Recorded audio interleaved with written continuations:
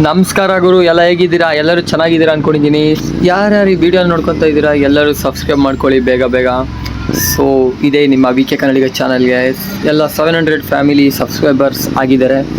So ಇವತ್ತು ಬಂದು ನಾವು ನೋಡ್ತಾ ಇರೋದು ಇಥನಾಯಿಲ್ ಬಗ್ಗೆ ಮಾತಾಡೋಣ ಅಂತ ಬಂದಿರೋದು.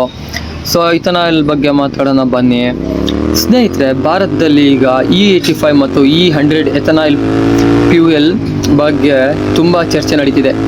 ಆದರೆ ಇದು ನಿಜವಾಗಿಯೂ ಪೆಟ್ರೋಲ್ಗೆ ಬದಲಾಗುತ್ತದೆಯಾ ಅಂತ ನೋಡೋಣ. ಮೊದಲು E85 ಅಂದರೆ 85% ಎಥನಾಯಿಲ್ ಮತ್ತು 15% ಪೆಟ್ರೋಲು. E100 ಅಂದರೆ ಬಹುತೇಕ ಸಂಪೂರ್ಣ ಎಥನಾಯಿಲ್. ಇದು ಈ ಎಥನಾಯಿಲನ್ನು ಕಬ್ಬು, ಜೋಳ ಮತ್ತು ಕೃಷಿ ಉತ್ಪನ್ನಗಳಿಂದ ತಯಾರಿಸಲಾಗ್ತದೆ. ಇದರಿಂದ ವಿದೇಶಗಳಿಂದ ತೈಲ ಆಮದು ಮಾಡುವ ಅವಶ್ಯಕತೆ ಕಡಿಮೆ ಆಗಬಹುದು ಮತ್ತು ರೈತರಿಗೆ ಸಹ ಲಾಭ ಆಗಬಹುದು.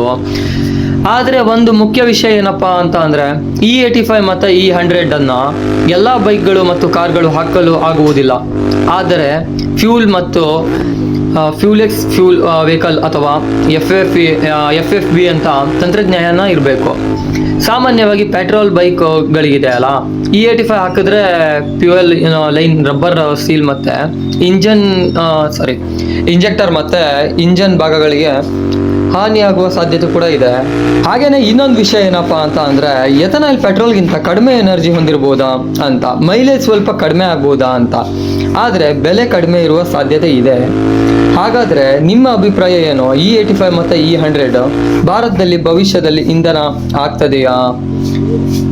ಕಮೆಂಟ್ನಲ್ಲಿ ತಿಳಿಸಿ. ಹಾಗೆ ಇಂತಹ ಬೈಕ್ ಹಾಗೂ ಆಟೋಮೊಬೈಲ್ ಮಾಹಿತಿಗಾಗಿ VK ಕನ್ನಡಿಗ ಅಕೌಂಟ್ನ ಫಾಲೋ ಮಾಡೋದನ್ನ ಮಾತ್ರ ಮರಿಬೇಡಿ.